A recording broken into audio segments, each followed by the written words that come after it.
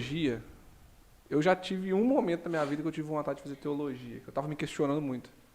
Naquele momento onde você vem com as experiências da família, tá ligado? Eu fiz catequese, fiz crisma, e chegou um ponto que eu mesmo passei a me questionar, tá ligado?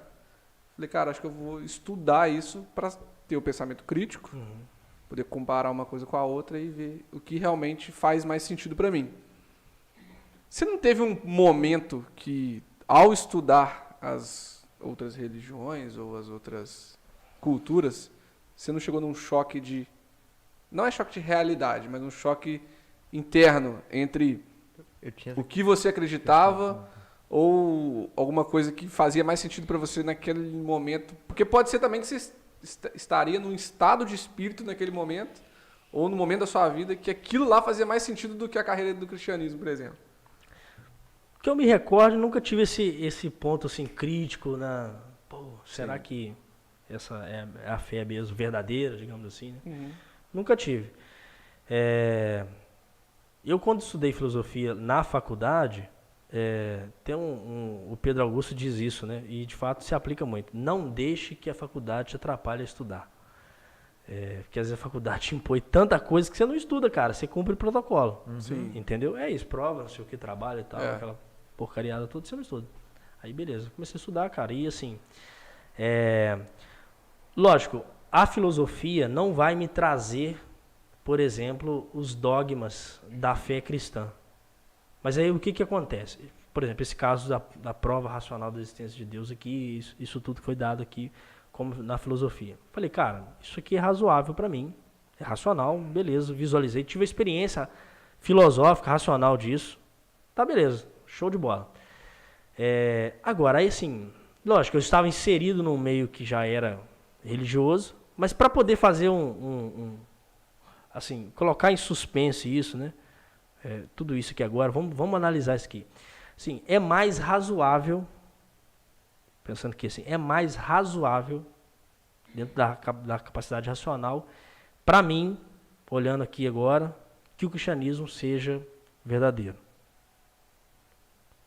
Lógico, eu vou conseguir às vezes provar algum ponto ou outro aqui da teologia, mas a teologia não é provável pela filosofia, até porque ela mesma se coloca assim, nós somos acima da filosofia, porque nós temos os dados revelados, a ideia é que Deus se revelou, ele falou o que era, quem ele é, como que funciona e tudo mais, né? Isso me parece mais razoável, entendeu?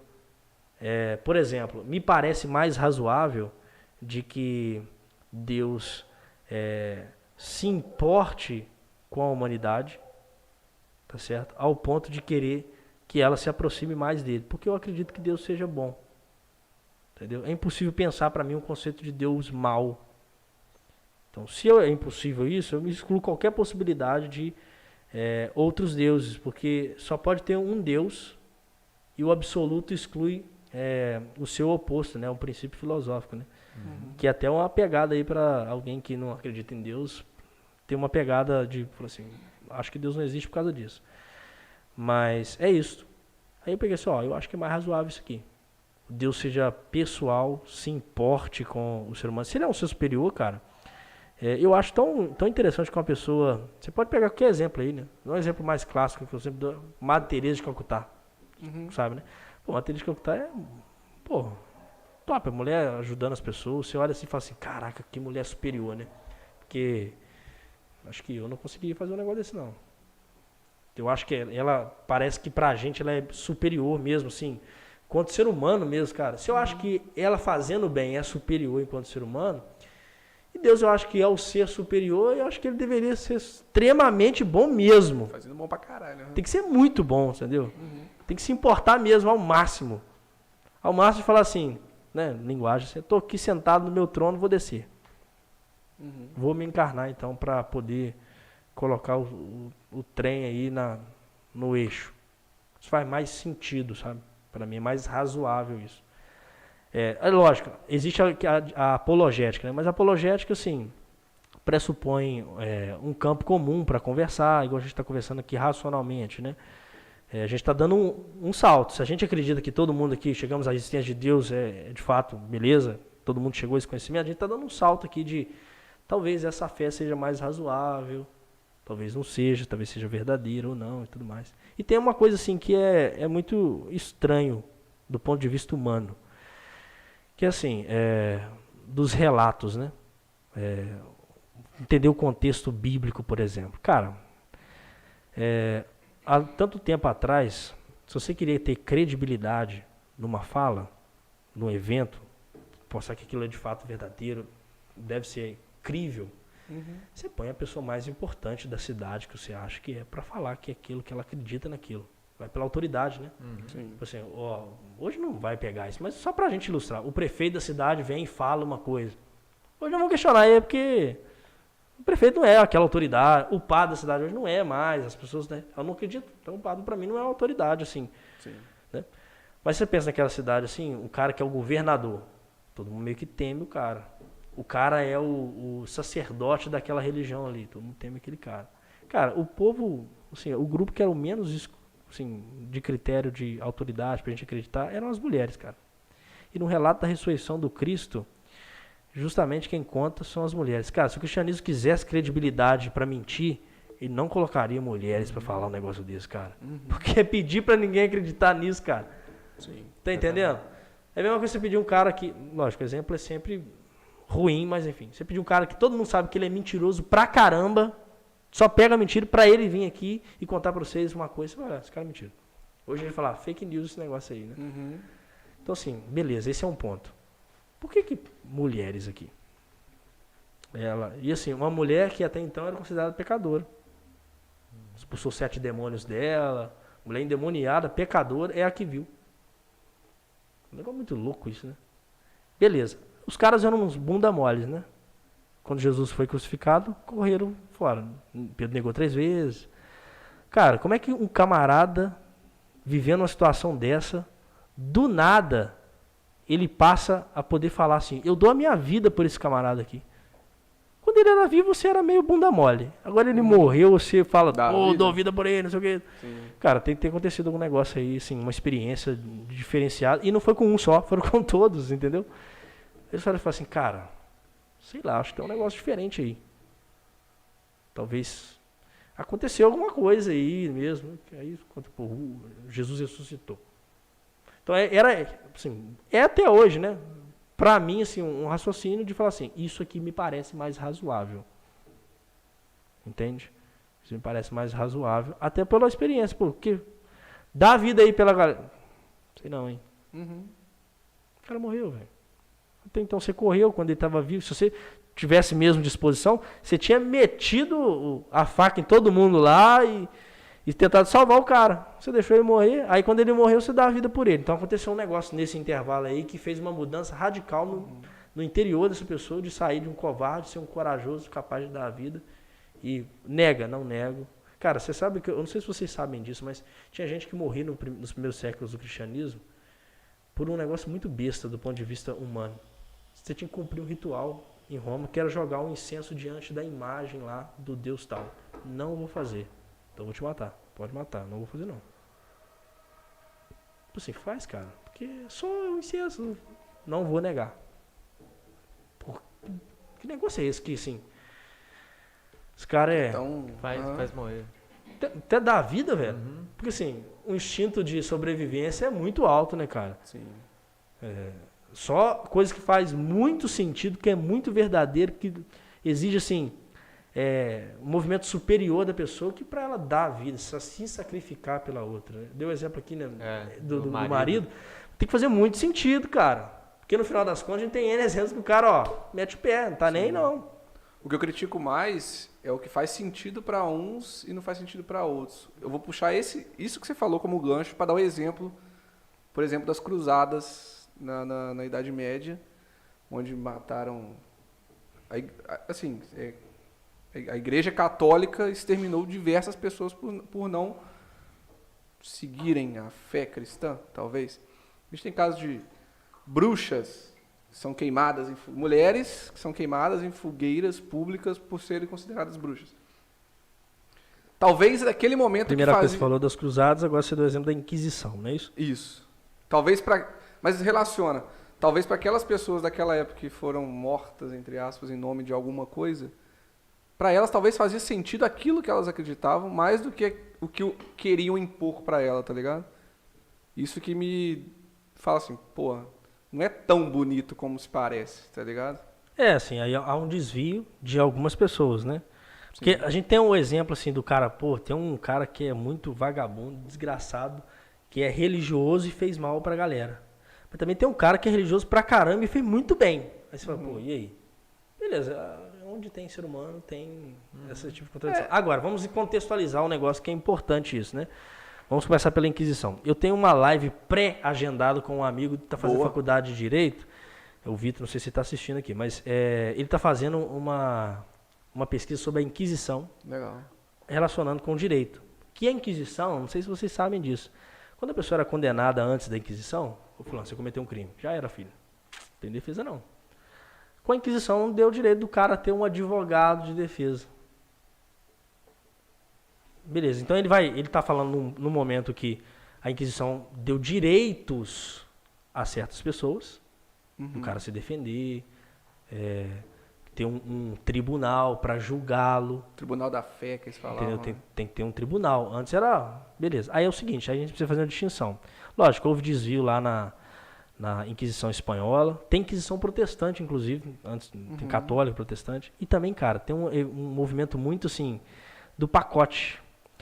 Que tem um relato de um bispo, uma carta que ele escreve assim, ó, estamos nos reunindo aqui agora, estou indo para tal lugar para me reunir com os demais bispos para saber o que nós vamos fazer com fulano.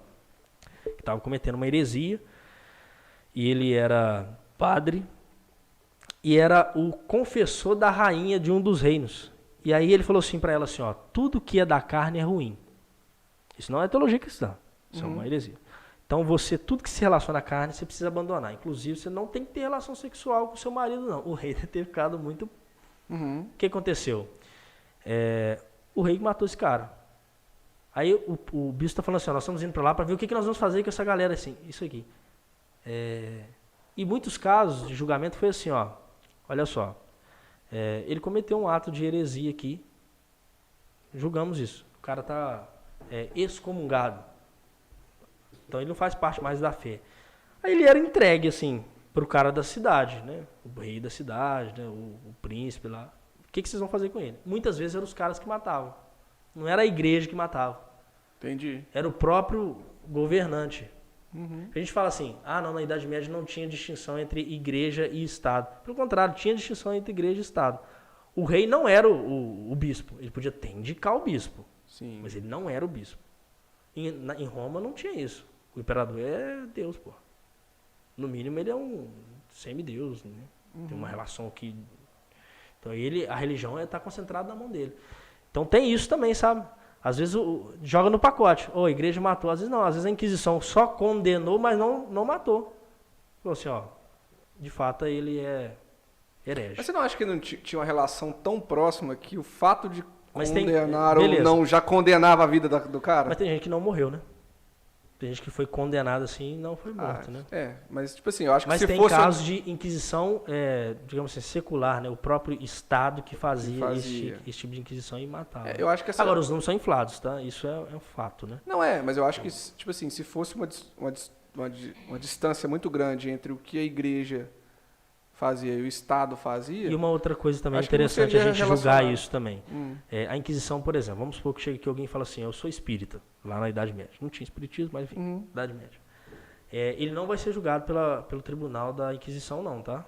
O Tribunal da Inquisição só julga católicos, pessoas que se dizem católicas. O cara fala assim, eu sou católico, mas eu acredito que Jesus não é Deus, por exemplo.